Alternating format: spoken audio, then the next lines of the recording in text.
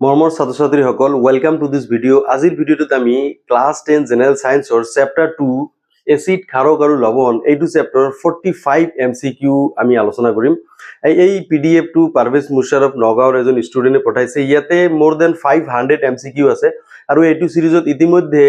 মই চেপ্টাৰ 1 ৰ যেটো এমসিকিউ এটো মই ইতিমধ্যে মোৰ ইউটিউব চেনেলত আপলোড কৰিছো। এতিয়া চেপ্টাৰ 2 ৰ ইয়াতে 45 এমসিকিউ আছে, এইটো আমি আলোচনা কৰিম। সো পৰ্যায়ক্ৰমে 16 চেপ্টাৰৰ গোটেই এমসিকিউ টোটাল মিলাই পেলাই 500 প্লাস এমসিকিউ আছে, গোটেইখিনি আমি আলোচনা কৰিম। যিমান পাৰা ভিডিওটো শেয়াৰ কৰা যাতে সকলো অসমৰ ল'ৰা ছোৱালীয়ে এই ভিডিওটো চাই পৰীক্ষাৰ কাৰণে প্ৰস্তুতি ল'ব পাৰে। সো প্ৰথম কোৱেশ্চনটো ইয়াতে চোৱা, এটা দ্ৰৱই ৰঙা লিটমাছ নীলা কৰিছে। চোৱা, ৰঙা লিটমাছ কোনে নীলা কৰে? ক্ষাৰকে নীলা কৰে, মনত ৰাখিবা। ঠিক আছে, কনসেপ্টটো ইম্পৰ্টেন্ট। আৰু ক্ষাৰকৰ ইয়াতে চোৱা, ইয়াতে পিএইচ দিছে। সো ক্ষাৰকৰ পিএইচ মোর দেন 7 এটো 14 লৈকে হ'ব। ঠিক আছে, সো ইয়াতে এটাই অপশন আছে, এটো হৈছে 10, এটো হ'ব। ইয়াতে যদি 9 থাকে তথাপিও হ'ব। ঠিক আছে, যদি 8 থাকে তথাপিও হ'ব। ঠিক আছে, মুঠতে কি মোর দেন 7 হলে হেতু পিএইচ হ'ব, কারণ ক্ষাৰকেহে ৰঙা লিটমাছ নীলা কৰে। এই বস্তুটো তোমালোকে মনত ৰাখিব লাগিব। নেক্সট চোৱা, চেপ্টাৰ কোৱেশ্চন 2 যেটো আছে ইয়াতে কি আছে? এটা দ্ৰৱই গুৰি কৰি লোৱা লোৰ কণীৰ সৈতে বিক্ৰিয়া কৰি এটা গেছ উৎপন্ন কৰিছে। ঠিক আছে, আৰু গেছটোৱে চুন পানী ঘোলা কৰে। তো গেছটোৱে চুন পানী যদি ঘোলা কৰে নিশ্চিতভাৱে গেছটো কাৰ্বন ডাই অক্সাইড গেছ হ'ব। আৰু দ্ৰৱটোত কি থাকে? চোৱা, যেহেতু ইয়াতে কণীৰ খোলা, সো কণীৰ খোলাত ইয়াতে ক্যালসিয়াম আছে, নিশ্চিতভাৱে এটো ক্যালসিয়াম কাৰ্বনেটৰ লগত বিক্ৰিয়া কৰিছে, ক্যালসিয়াম কাৰ্বনেট। ঠিক আছে, CaCO3। আৰু তোমালোকে জানা ক্যালসিয়াম কাৰ্বনেটৰ লগত এসিডে বিক্ৰিয়া কৰি এসিড, ঠিক আছে, যিকোনো এসিড হ'ব পাৰে, এসিডে বিক্ৰিয়া কৰি লৱণ পানী আৰু কাৰ্বন ডাই অক্সাইড গেছ উৎপন্ন কৰে। সো এই গেছটো উৎপন্ন হ'বলৈ হলে এই ক্যালসিয়াম কাৰ্বনেটৰ লগত এসিডৰ বিক্ৰিয়া হ'ব লাগিব। ইয়াতে চোৱা, এই চাৰিটা অপশনত চোৱা, এসিড কোনটো? এইটো হৈছে লৱণ, এইটোও লৱণ, এইটোও লৱণ। সো একমাত্ৰ এসিডটো হৈছে এইটো। ইয়াতে চোৱা, HCl ৰ ঠাইত যদি বেলেগ এসিড থাকে তথাপিও আনসাৰটো হ'ব, কিন্তু তোমাৰ অপশন দি আছে HCl। So this is the right answer. So এতিয়া চোৱা, এক্সপ্লেনেশন বিলাক তোমালোকে চাই যাবা, তোমালোকে হেইটো ইম্পৰ্টেন্ট। সো কাৰণ কনসেপ্টটো বুজি পালেহে এনেকুৱা টাইপৰ বেলেগ কোৱেশ্চন তুমি আনসাৰ কৰিব পাৰিবা। সো নেক্সট চোৱা, সোডিয়াম হাইড্ৰক্সাইড দ্ৰৱ এটা 10 ml HCl দ্ৰৱত 8 ml সম্পূৰ্ণৰূপে প্ৰশমিত কৰিছে। ৰেশিওটো চোৱা, 10 ml কিমানক কৰিছে? 8 ml সম্পূৰ্ণৰূপে প্ৰশমিত কৰিছে। সো একেটা সোডিয়াম হাইড্ৰক্সাইড 20 ml লওঁ, তেন্তে এইখিনি প্ৰশমিত কৰিবলৈ লগা HCl ৰ পৰিমাণ নিশ্চিতভাৱে 16 হ'ব। ঠিক আছে, এটো ডাবল হৈছে, এইটোও ডাবল হ'ব। এটো ভেরি ইজি কোৱেশ্চনে দিছে। নেক্সট তোমালোকে চোৱা, অজীৰ্ণতাৰ চিকিৎসাৰ বাবে তলৰ কোনটো ঔষধ ব্যৱহাৰ কৰা হয়? এটো নিশ্চিতভাৱে অম্লনাশক। ঠিক আছে, অজীৰ্ণতা হলে কি? এটো এসিডিটি বুলি কয়। এটো অম্লনাশক আমি ব্যৱহাৰ। অম্লনাশকবোৰ কি? অম্লনাশক হৈছে তোমাৰ বেজ, ঠিক আছে, যেটো অম্লক নাশ কৰে, যেনেকুৱা মেগনেছিয়াম হাইড্ৰক্সাইড। ঠিক আছে, যিকোনো বেজ হ'ব পাৰে এটো অম্লনাশক। তাৰপিছত তোমালোকে চোৱা, নেক্সট কোৱেশ্চন এতে কি আছে? পনীয়া HCl দ্ৰৱত নীলা লিটমাছ যোগ কৰিলে দ্ৰৱটোৰ বৰণ। এতিয়া পনীয়া HCl দ্ৰৱত নীলা লিটমাছ যোগ কৰা হৈছে। নীলা লিটমাছ কি হৈ যাব? এটো নিশ্চিতভাৱে এটো ৰঙা হ'ব, কাৰণ এসিডত নীলা লিটমাছ কি হয়? ৰঙা হয়। এতিয়া চোৱা, নেক্সট পনীয়াত সোডিয়াম হাইড্ৰক্সাইডৰ সোৱাদ। সোডিয়াম হাইড্ৰক্সাইড এটো কি? এটো এটা তোমাৰ ক্ষাৰক। ঠিক আছে, আৰু ক্ষাৰকৰ সোৱাদ কি? নিশ্চিতভাৱে এটো তিতা হ'ব। এসিডৰ সোৱাদ টেঙা, ক্ষাৰকৰ সোৱাদ তিতা। এটো আমি ইয়াৰ প্ৰপাৰ্টিছত পাইছো, এসিড আৰু ক্ষাৰকৰ। তো চেপ্টাৰ 2 ৰ ডিটেইলছ ভিডিও মই ইতিমধ্যে প্ৰস্তুত কৰিছো। মই ভিডিও লিংক এইটো তলত দি দিম। সো তোমালোকে তাৰ পৰা কিন্তু চাই ল'ব পাৰিবা। সো ডিটেইলছ যদি তোমাৰ কনসেপ্ট ক্লিয়াৰ নাই, সেই ডিটেইলছ ভিডিওটো আগত চাবা, তাৰ পিছত এইটো তোমালোকে চাবা। আগত চাই লোৱা, এইটো পিছতো চাব পাৰিবা, কথা নাই। সো 7 নম্বৰ চোৱা, এটা কি আছে? পনীয়া সালফিউৰিক এসিড দ্ৰৱত সোডিয়াম এটুকুৰা যোগ কৰিলে তলত দিয়া কোনটো গেছ উৎপন্ন হয়? তোমালোকে অলপ আইডিয়া কৰা আৰু কমেন্টছত মোক জনোৱা এটো কি হ'ব। ঠিক আছে, নিশ্চিতভাৱে এটো কি হ'ব? হাইড্ৰোজেন গেছ উৎপন্ন হ'ব। ওকে, সো তাৰপিছত কোৱেশ্চন নম্বৰ 8 চোৱা, চুন পানীৰ মাজেৰে যথেষ্ট সময় কাৰ্বন ডাই অক্সাইড গেছ যাবলৈ দিলে চুন পানীখিনি প্ৰথমতে গাখীৰৰ দৰে বগা হয়, পিছত ফটফটিয়া পৰিষ্কাৰ হয়। এই অৱস্থাত দ্ৰৱটোত থাকে, এই অৱস্থাত দ্ৰৱটোত সোডিয়াম হাইড্ৰোজেন কাৰ্বনেট থাকে। তোমালোকে এইটো চেপ্টাৰত যেটো চেপ্টাৰ আছে ইয়াতে চেপ্টাৰ নাম্বাৰ 2 এই ৰিএকচনটো তোমালোকে মই অলপ দেখুৱাই দিব বিচাৰিছো সো এইটো তোমালোকে কিন্তু চাব লাগিব সো এইটো কি দিয়া আছে এইটো পেজ নাম্বাৰ 20 দিয়া আছে সো পেজ নাম্বাৰ 20 এতে সোডিয়াম কাৰ্বনেট বা সোডিয়াম হাইড্ৰোজেন কাৰ্বনেটৰ লগত এসিডৰ লগত যদি বিক্ৰিয়া হ'ব তেতে কি লবণ পানী কাৰ্বন ডাই অক্সাইড গেছ উৎপন্ন হৈছে সো ইয়াতে সোয়া এই ইয়াতে এই সোডিয়াম হাইড্রোক্সাইড যেটো আছে সোডিয়াম হাইড্রোক্সাইড অতিরিক্ত যদি ইয়াতে পানী দিয়া হয় এতে ক্যালসিয়াম হাইড্রোক্সাইডও যদি কার্বন ডাই অক্সাইডের মাঝে যাবলৈ দিয়া হয় এতে কি ক্যালসিয়াম কার্বনেট উৎপন্ন হৈছে আৰু পানী উৎপন্ন হৈছে সোয়া আৰু ইয়াতে কি এই ক্যালসিয়াম কার্বনেট যেটো আছে সোয়া ক্যালসিয়াম কার্বনেট এতে কি অতিরিক্ত যদি কার্বন ডাই অক্সাইড পঠাবলৈ দিয়া হয় তেনেহলে ক্যালসিয়াম হাইড্রোজেন কার্বনেট এতে উৎপন্ন হৈছে ঠিক আছে ক্যালসিয়াম হাইড্রোজেন কার্বনেট উৎপন্ন হৈছে সো এইটো পেজ নাম্বার 2021 তোমালোকে অলপ ভালদৰে চাই লবা হেতু কনসেপ্ট ইম্পৰ্টেন্ট কাৰণ তাৰ পৰা বহুত কোশ্চেন আহি থাকে ঠিক আছে সো নেক্সট তোমালোকে সোয়া question number 9 question number 9 two কি আছে তলৰ হাংসলেখী সূচকটো বাছি উলিওৱা হাংসলেখী সূচক সো হাংসলেখী সূচক এতে মিথানল সূচক এতে তিনি প্ৰকাৰ ঠিক আছে এটা প্ৰাকৃতিক সূচক এটা হাংসলেখী সূচক আৰু এটা ঘ্ৰাণেন্দ্ৰিক সূচক ঠিক আছে তোমালোকে এই ডিটেইলস মোৰ ভিডিওটোত এইটো গোটেইখিনি মই ডিটেইলছত আলোচনা কৰিছো so this is methyl orange তলৰ কোনটো যৌগ সোডা এসিড অগ্নি নিৰ্বাপক যন্ত্ৰত ব্যৱহাৰ কৰা হয় সো অগ্নি নিৰ্বাপক যন্ত্ৰত তোমালোকে সোয়া এটো নিশ্চিতভাৱে এটো সোডিয়াম হাইড্ৰোজেন কাৰ্বনেট যেটো আছে এটো অগ্নি নিৰ্বাপক যন্ত্ৰত ব্যৱহাৰ কৰা হয় এটা যিবিলাক ইউজেস দিয়া আছে এটা ব্লিচিং পাউডাৰ তোমাৰ এই sodium hydrogen carbonate baking soda কাপড় ধোৱা সোডা প্লাস্টাৰ অফ প্যাৰিস ঠিক আছে বা তোমাৰ জিপসাম এইবিলাকৰ ইউজেস বিলাক তোমালোকে চাব লাগিব সো কোশ্চেন নাম্বাৰ 11 সোয়া তলত দিয়া পদাৰ্থবোৰৰ পৰা প্ৰাকৃতিক সূচক বাছি উলিয়া প্ৰাকৃতিক সূচক নিশ্চিতভাৱে এটো লিটমাস মই অলপ আগত কলো সূচক তিনি প্ৰকাৰৰ প্ৰাকৃতিক সূচক এটা হৈছে তোমাৰ এটো কি হাংসলেখী সূচক আৰু এটা আছে ঘ্ৰাণেন্দ্ৰিক সূচক সো নেক্সট কোশ্চেন আমি চাম 11 টু হৈ গল এতে 12 নম্বৰ কোশ্চেনটো চাম সোয়া এতে এটা দ্ৰব্যই নীলা লিটমাস ৰঙা কৰে সো আকৌ আহিছে নীলা লিটমাস ৰঙা কৰিছে ইয়াৰ পিএইচ হ'ব সো নীলা লিটমাস ৰঙা কৰে কোনে এসিডে কৰে ঠিক আছে তে এসিডৰ pH so 1 to 7 so 1 to 7 এৰ ভিতৰত সো এতে 1 আছে এ 2 হ'ব ইয়াতে 2 থাকিলেও হ'ব 3 থাকিলেও হ'ব 4 থাকিলেও হ'ব আপ টু 5 6 এটো গোটেইখিনি হ'ব ঠিক আছে দ্যাট মিন্স এসিডৰ পিএইচ হ'ব লাগিব সো 1 to 7 এৰ ভিতৰত হ'ব লাগিব okay so next one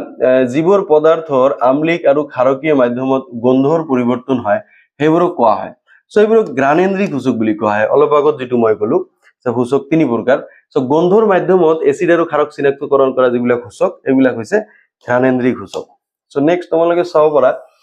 question number 14 so question number 14 ত এসিড আৰু ক্ষাৰকৰ মাজত হোৱা বিক্ৰিয়া কোন প্ৰকাৰৰ বিক্ৰিয়া এটো নিশ্চিতভাৱে প্ৰশমন বিক্ৰিয়া সো এসিড আৰু ক্ষাৰক সাপোজ HCl আছে আৰু সোডিয়াম হাইড্ৰোক্সাইড আছে ঠিক আছে এটা এসিড আৰু এটা ক্ষাৰক মই লৈছো সো ইয়াতে কি হ'ব ইয়াতে লবণ উৎপন্ন হ'ব লবণটো কি ইয়াতে সোডিয়াম ক্লোরাইড লবণ আৰু লগতে কি পানী উৎপন্ন হ'ব এই বস্তুটো মনত ৰাখিবা এসিড আৰু ক্ষাৰক যিকোনো এসিড হ'ব পাৰে যিকোনো ক্ষাৰক হ'ব পাৰে সো লবণ আৰু পানী উৎপন্ন হ'ব ঠিক আছে আৰু এই লবণটো কি প্ৰশম লবণ যদি স্ট্ৰং এসিড আৰু স্ট্ৰং বেজ হয় সো লবণটো কি হ'ব প্ৰশম সো এখানে এইটো বিক্ৰিয়া কি প্ৰশমন বিক্ৰিয়া বুলি কোৱা হয় সো এইটোত কি তোমাৰ যেহেতু লবণ আৰু পানী উৎপন্ন হৈছে সো সেইকাৰণে প্ৰশমন বিক্ৰিয়া বুলি কোৱা হয় সো নেক্সট তোমালোকে চোৱা কোশ্চেন নাম্বাৰ 15 এটা বিকাৰত অলপমান কপাৰ অক্সাইড লৈ লাহে লাহে লঘু হাইড্ৰোক্লোৰিক এসিড যোগ কৰিলে দ্ৰৱটোৰ বৰণ কি হ'ব সো অলপমান আমি কপাৰ অক্সাইড লৈছো কপাৰ অক্সাইড লৈ যদি লাহে লাহে আমি যোগ কৰো এটো নিশ্চিতভাৱে এটো নীলা হেউজিয়া হ'ব সেটি তোমালোকে কবা স্যাৰ এই কোশ্চেনটো কৰ পৰা দিছে কিতাপৰ কৰ পৰা দিছে ঠিক আছে ইয়াতে এটো চোৱা এতে কি অলপমান কপাৰ অক্সাইড লৈছে এটো পেজ নাম্বাৰ 21 ওয়ান সেকেন্ড চোৱা পেজ নাম্বাৰ 21 অৰ এই যে কাৰ্যকলাপ 2.7 টু চাইছা 2.7 এই কাৰ্যকলাপ 2.7 ত এইটো বস্তু দিয়া আছে ওকে কোশ্চেন নাম্বাৰ 16 চোৱা হিথিলিত চূনৰ ৰাসায়নিক সংকেত হিথিলিত চূন সো হিথিলিত চূন মানে কি চূন সো এইটো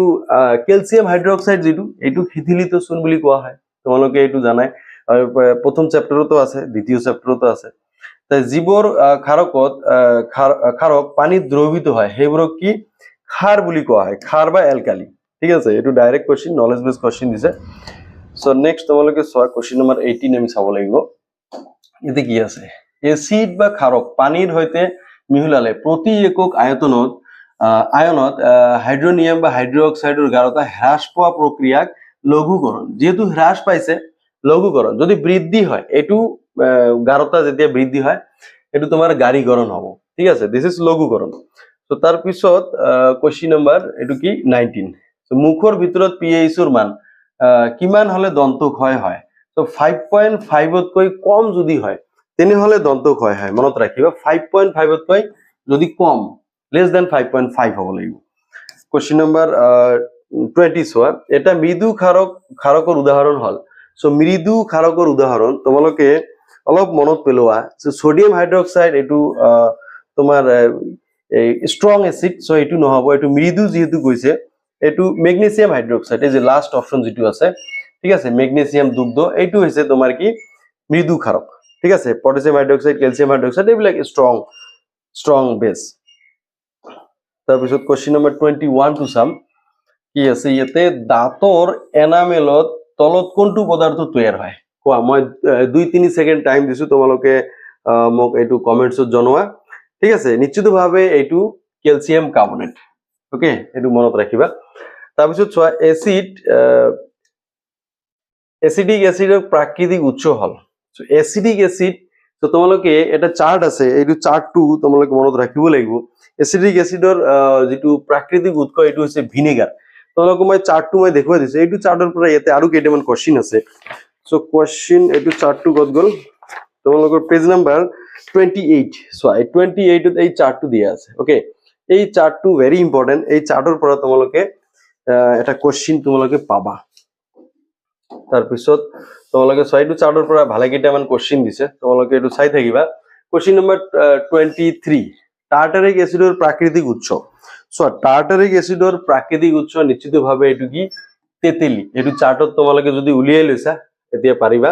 সো সাইট্ৰিক এসিডৰ প্ৰাকৃতিক উৎস তোমালোকে মোক এইটো কমেন্টছত জনাবা ল্যাকটিক এসিডৰ প্ৰাকৃতিক উৎস কি হ'ব এইটো তোমালোকে কমেন্টছত জনাবা ঠিক আছে তা মিথানোইক এসিডৰ প্ৰাকৃতিক উৎস কি হ'ব তোমালোকে অলপ গেস কৰা মই কৈ আছো এইটো মিথানোইক এসিডৰ প্ৰাকৃতিক উৎস এইটো পৰুৱাৰ হুং ঠিক আছে মই এই দুটা তোমালোকৰ কাৰণে এৰিছো মোক কমেন্টছত কিন্তু জনাবা ঠিক আছে তাৰ পিছত চোৱা যেহেতু মই পেজ নাম্বাৰ কৈ দিছো তাতে দিয়াই আছে নেক্সট কোৱেশ্চন টু চোৱা তীব্ৰ এসিড আৰু তীব্ৰ ক্ষাৰকৰ বিক্ৰিয়াত লৱণটো নিশ্চিতভাৱে প্ৰসম হ'ব মই অলপ আগতে কৈছো এইটো কনসেপ্টৰ পৰা চোৱাটো দি দিছে ব্লিচিং পাউডাৰ ৰাসায়নিক সংকেত ক্যালসিয়াম CaOCl2 ঠিক আছে এইটো ব্লিচিং পাউডাৰৰ ৰাসায়নিক সংকেত সো এটা ক্যালসিয়াম হাইপোক্লোৰাইড বুলি কোৱা হয় ইয়াৰ নাম কি ক্যালসিয়াম হাইপোক্লোৰাইড মনত ৰাখিবা এইটো পৰৱৰ্তী তোমাৰ এটা এমসিকিউ আছে তাতে কিন্তু আছে ক্যালসিয়াম হাইপোক্লোৰাইড সো নেক্সট তোমালোকে চোৱা বেকিং সোডা ৰাসায়নিক সংকেত সো বেকিং সোডা তোমালোকে চাই লোৱা বেকিং সোডা ৰাসায়নিক সংকেত এতে কি আছে সোডিয়াম হাইড্ৰোজেন কাৰ্বনেট এটো হৈছে বেকিং সোডা ৰাসায়নিক সংকেত এটো ডাইৰেক্ট তোমাৰ যেনেকুৱা ব্লিচিং পাউডাৰ বেকিং সোডা কাপড় ধোৱা সোডা ঠিক আছে জিপসাম তাৰপিছত তোমাৰ প্লাস্টাৰ অফ পেৰিছ এইবিলাক ৰাসায়নিক সংকেত বিলাক ধুনিয়াকৈ লিখি তোমালোকে মুখস্থ কৰিব লাগিব এইবিলাক সো এতে জিপসাম দিয়া আছে সো জিপসামৰ যেটো ৰাসায়নিক সংকেত তোমালোকে চোৱা জিপসামত দুটা পানীৰ অণু থাকে ক্যালসিয়াম সালফেটৰ লগত সো এতে দুটা পানীৰ অণু আছে এইটো জিপসাম ঠিক আছে মনত ৰাখিবা এইটো যে দুটা পানীৰ অণু থাকিলে জিপসাম আৰু যদি আধা হাফ পানীৰ অণু থাকে ঠিক আছে তোমাৰ এই ক্যালসিয়াম সালফেটৰ লগত এইটো তোমাৰ হৈ যাব কি প্লাস্টাৰ অফ পেৰিছ সো এইবিলাক তোমালোকে অলপ মনত ৰাখিবা কাৰণ এইটো মনত ৰাখিব লাগিব নহলে তো নোৱাৰিবা সো নেক্সট তোমালোকে চোৱা এইটো প্লাস্টাৰ অফ পেৰিছ দিছে চোৱা প্লাস্টাৰ অফ পেৰিছ নেক্সট কোৱেশ্চনতে দিয়া আছে সো মই অলপ আগত কলো প্লাস্টাৰ অফ পেৰিছ কি হ'ব আধা পানীৰ অণু এইটো নহয় সৰি আধা গদ আছে ডি নাম্বাৰ ঠিক আছে এইটো হাফ পানীৰ অণু আছে এইটো হ'ব ৰাইট আনসাৰ ঠিক আছে এইটো মন কৰিবা ঠিক আছে হাফ পানীৰ অণু থাকিলেহে এইটো জিপসাম হ'ব okay so D is the right answer এইটো নহব সো নেক্সট তোমালোকে চোৱা কোৱেশ্চন নম্বৰ 32 প্লাস্টাৰ অফ পেৰিছৰ ৰাসায়নিক সংকেত চোৱা এতে প্লাস্টাৰ অফ পেৰিছৰ ৰাসায়নিক নাম ক্যালসিয়াম মই অলপ আগত এটো কি ক্যালসিয়াম সালফেট হেমিটাইট চোৱা প্লাস্টাৰ অফ পেৰিছৰ ৰাসায়নিক নাম হৈছে ক্যালসিয়াম সালফেট হেমিটাইট এটো হৈছে বি এইটো ৰাসায়নিক নাম কিতাপত দিয়া আছে ধুনিয়াকৈ তোমালোকে অলপ চালেও পাই যাবা সো তাৰপিছত 33 ব্লিচিং পাউডাৰৰ ৰাসায়নিক নাম calcium hypochlorite C is the right answer calcium hypochlorite মই অলপ আগত ক'লো তাৰপিছত 34 নম্বৰ কোৱেশ্চনত কি দিয়া আছে আম্লিক মাধ্যমত ফেনাফথেলিন সূচকে দেখুওৱা ৰং সো আম্লিক মাধ্যমত তোমালোকে অলপ মনত পেলোৱা আম্লিক মাধ্যমত ফেনাফথেলিনে কিন্তু বৰণহীন ঠিক আছে কিন্তু ক্ষাৰকীয় মাধ্যমত কি হয় গুলপীয়া হয় সো এইটো তোমালোকে সূচক যেনেকুৱা চাৰিটা আছে যেনেকে নীলা লিটমাছ ৰঙা litmus methyl orange phenolphthalein so acid আৰু ক্ষাৰকত কি ৰং দেখুৱায় মই ফুল চেপ্টাৰৰ ভিডিঅ'ছ ইন ডিটেইলছত এইবিলাক মই দি দিছো তোমালোকক মই ভিডিঅ' লিংক দি দিম তোমালোকে নিশ্চিতভাৱে এইটো চাই ল'বা যদি কিবা কনফিউজ আছে ঠিক আছে তাৰপিছত চোৱা ক্ষাৰকীয় মাধ্যমত ফেনাফথেলিন সূচকে দেখুওৱা ৰং সো ক্ষাৰকীয় মাধ্যমত কি ৰং দেখুৱাব মই অলপ আগত ক'লো এইটো কি হ'ব গুলপীয়া দুটাই দিয়া আছে এইটো মনত ৰাখিলে হ'ল সো ফেনাফথেলিনে তোমাৰ আম্লিক মাধ্যমত কি হয় বৰণহীন হয় সো ক্ষাৰকীয় মাধ্যমত কি হ'ব গুলপীয়া হ'ব একে ফেনাফথেলিন সো আম্লিক মাধ্যমত মিথাইল অৰেঞ্জ চোৱা গোটেইখিনি ইয়াতে দিয়াই আছে দেখোন সো আম্লিক মাধ্যমত মিথাইল অৰেঞ্জ তোমালোকে অলপ মনত পেলোৱা এটো নিশ্চিতভাৱে এটো কি ৰঙা ৰং হ'ব ঠিক আছে আম্লিক মাধ্যমত ফেনাফথেলিনে ৰঙা ৰং দেখুৱায় তাৰপিছত নেক্সট কোৱেশ্চনটো ইয়াতে মই অলপ ইয়াতে দেখাই লৈছো এটা কি চোৱা ক্ষাৰকীয় মাধ্যমত মিথাইল অৰেঞ্জ চোৱা ক্ষাৰকীয় মাধ্যমত মিথাইল অৰেঞ্জটো কি তোমাৰ এইটো চোৱা হালধীয়া ডি ঠিক আছে ক্ষাৰকীয় মাধ্যমত মিথাইল অৰেঞ্জটো কি হ'ব তোমাৰ হালধীয়া ৰং হৈ যাব তোমালোকে এই পেজটো তোমালোকে ধুনীয়াকে এইটো স্ক্ৰিনশ্বট মাৰি লৈ এইখিনি তোমালোকে ভালদৰে লিখি ল'বা মনত ৰাখিবা তাৰপিছত চোৱা নেক্সট কোৱেশ্চনটো আমি আলোচনা কৰিম 38 নম্বৰ কোৱেশ্চন কি আছে তলৰ কোনটো ধৰ্ম এসিডে নেদেখুৱায় এই যে ভেৰি ইম্পৰ্টেন্ট এই যে নটু ইম্পৰ্টেন্ট ঠিক আছে নেদেখুৱায় নহয় বা অশুদ্ধ এইবিলাক তোমালোকে চোৱা কোনটো ধৰ্ম নেদেখুৱায় নিশ্চিতভাৱে এটো কি এই যে চুলে পিছল লাগে যেটো এইটো এসিডৰ ধৰ্ম কেতিয়াও নহয় এইটো হৈছে কি ক্ষাৰকৰ ধৰ্ম ঠিক আছে সো এইটোও হয় so our right answer is B চুলে পিছল লাগে নেক্সট তোমালোকে চোৱা কোশ্চেন নম্বৰ 39 কি দিয়া আছে এটা দ্ৰৱত মিথাইল অৰেঞ্জ সূচক বৰণ হালধীয়া হল দ্ৰৱটো কি হ'ব সো যদি হালধীয়া হৈছে ঠিক আছে হালধীয়া হোৱা মানে এটো কি হ'ব এটো ক্ষাৰকীয় হ'ব ক্ষাৰক হ'ব ঠিক আছে ক্ষাৰকীয় মনত ৰাখিবা এটো হালধীয়া হোৱা মানে কি মিথাইল অৰেঞ্জ হালধীয়া হোৱা মানে অলপ আগত ক'লো ক্ষাৰকীয় হ'ব সো ক্ষাৰকীয় হলে 7তকৈ বেছি ইয়াৰ pH হ'ব so D is the right answer so next চোৱা ক্লোৰো অ্যালকালি পদ্ধতিত উৎপন্ন হোৱা পদাৰ্থ তোমালোকে চোৱা এতে কি আছে ইয়াতে চোৱা লৱণ তোমাৰ ক্লোৰিন আৰু কি লৱণ ক্লোৰিন আৰু হাইড্ৰোজেন লৱণ নহয় সোডিয়াম হাইড্ৰক্সাইড কত আছে সোডিয়াম হাইড্ৰক্সাইড ইয়াতে আছে কিন্তু এইটোতো নহয় এসিডটো নহয় ইয়াতে হাইড্ৰোজেন ক্লোৰিন আৰু sodium hydroxide so B is the right answer so chloro alkali পদ্ধতিত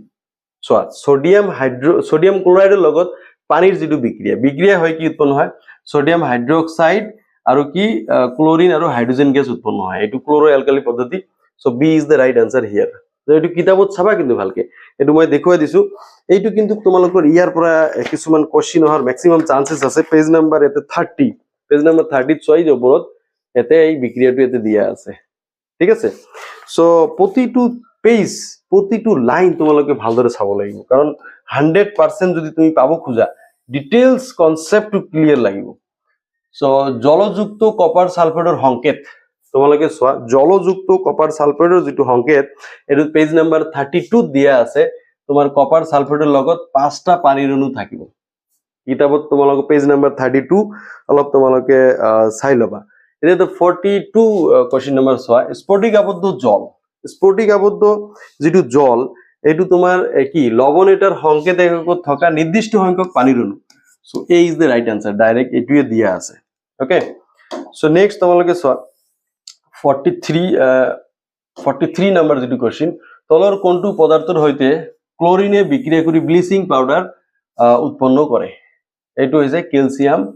হাইড্ৰক্সাইড ওকে ক্যালসিয়াম হাইড্ৰক্সাইডৰ লগত ক্লোৰিনে বিক্ৰিয়া কৰি ব্লিচিং পাউডাৰ উৎপন্ন কৰে আৰু ৰিঅ্যাকশনটো কিন্তু তোমাৰ এটো আহিব পাৰে সো জিপসামক কিমান উষ্ণতাত উত্তপ্ত কৰিলে প্লাস্টার অফ প্যারিস উৎপন্ন হয় এটো তোমার এটো 100 ডিগ্রি সেলসিয়াস ঠিক আছে 100 ডিগ্রি সেলসিয়াস মানে 373 কেলভিন কত আছে 373 এ ইজ দ্য রাইট আনসার কিন্তু ডিগ্রি সেলসিয়াস তো দিব পারে ঠিক আছে এটো হচ্ছে 100 ডিগ্রি সেলসিয়াস Question number 45 চোৱা বেকিং পাউডাৰ হৈছে বেকিং সোডা আৰু ডেছৰ মিশ্ৰণ বেকিং পাউডাৰ হৈছে বেকিং সোডা আৰু টাৰ্টাৰিক এসিড কত আছে টাৰ্টাৰিক এসিড এই যে টাৰ্টাৰিক এসিডৰ মিশ্ৰণ সো মৰমৰ ছাত্ৰ ছাত্ৰীসকল এয়া আছিল তোমালোকৰ চেপ্টাৰ 2 ৰ গোটেই 45 এমসিকিউ মই সলভ কৰি দিলো সো তোমালোকে যিমান পৰা ভিডিওটো শেয়াৰ কৰা মই বিচাৰিছো গোটেই অসমৰ লৰা ছোৱালী যাতে এই ভিডিওটো চাব পাৰে আৰু ইয়াৰ পৰা যাতে লাভান্বিত হ'ব পাৰে পৰীক্ষাত যাতে তোমালোকে ফুল মাৰ্কস পোৱা মই টাৰ্গেট লৈছো হাফ ইয়াৰলি এক্সাম তাৰ পিছত মেইন যেটো আমাৰ ফাইনেল এক্সাম আছে যাতে 100 ৰ ভিতৰত 100 যাতে তোমালোকে সায়েন্সত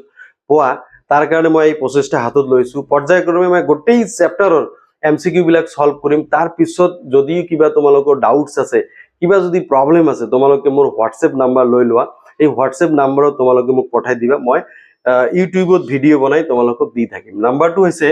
সো 8472829618 সো এতে কি ভিডিও প্ৰস্তুত কৰাত কিছুমান তোমালোকৰ আনসাৰ পোৱাতে অলপ দেৰি অগাবিছা হ'ব পাৰে সো তাৰ কাৰণে তোমালোকে নাভাবিবা যে সাৰে মোৰ মেছেজটো চোৱা নাই মই প্ৰতিটো মেছেজে চাম আৰু প্ৰতিটো মেছেজৰ উত্তৰ দিয়াৰ কাৰণে মই চেষ্টা কৰিম সো আজিৰ ভিডিও মই ইমানতে সামৰিছো থ্যাংক ইউ ভেৰি মাচ